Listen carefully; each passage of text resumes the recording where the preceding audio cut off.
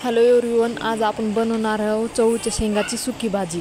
तर त्याच्यासाठी मी थोडेसे शेंगदाणे घेतले आणि शेंगा घेतल्या। शेंगदाणे आपण छान भाजून घेऊ। शेंगदाणे छान भाजलेले,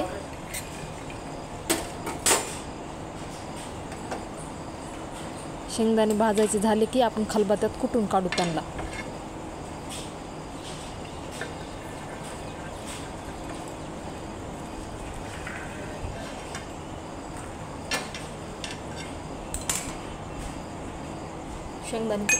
शेंगदाणे आपण जाडसर कुटून घेऊया, कारण आपल्याला सुकी भाजी करायची आहे चवळीच्या शेंगाची।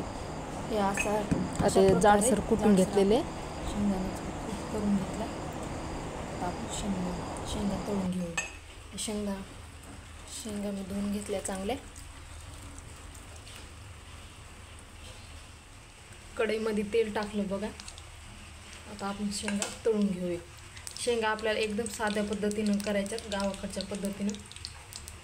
त्याला आपल्याला जास्त काहीच टाकायचं नाही। आपले शेंगदाणे, लसूण, जिरे हे सगळं टाकून मिरच्याची मी चांगली चटणी कुटून घेतलेली। शेंगा तळून ती चटणी टाकायची, मग झालं। दुसरं काहीच टाकायची काही गरज नाही। तेल तापलेलं आहे, आता आपण शेंगा टाकू।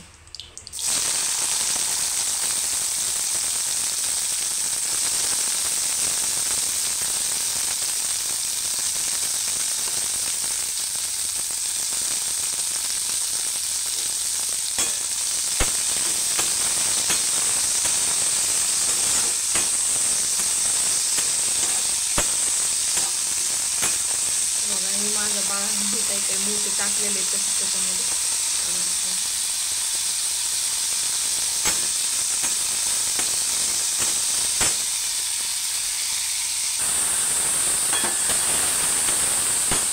त्याच्यामध्ये मीठ टाकूया।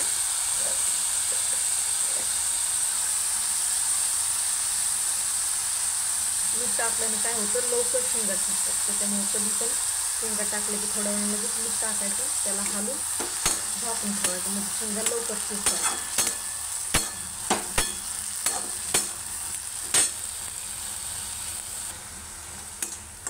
मीठ टाकलं थोडा वेळ आपण झाकून ठेवा, म्हणजे शेंगा लवकर शिजतात।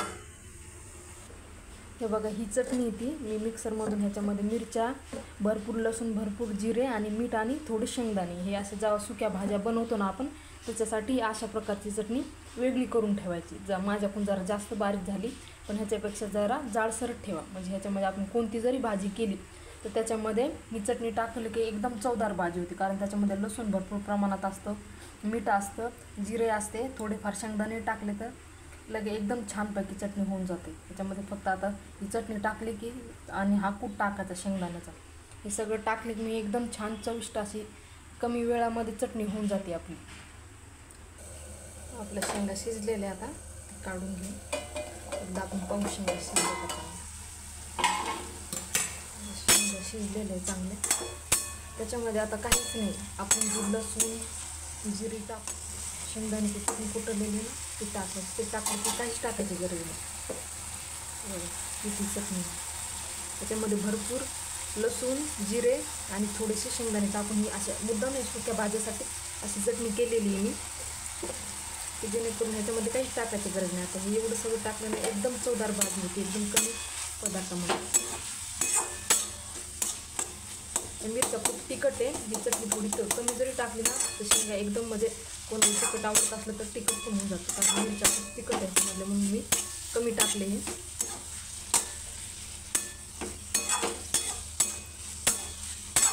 बघा थोडंसं म्हणजे तळून निघल्यासारखं होती।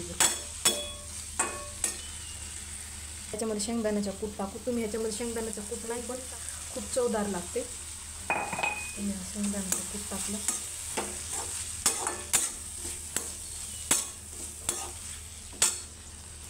तर बघा, आता अशा प्रकारे आपली चटणी झालेली आहे।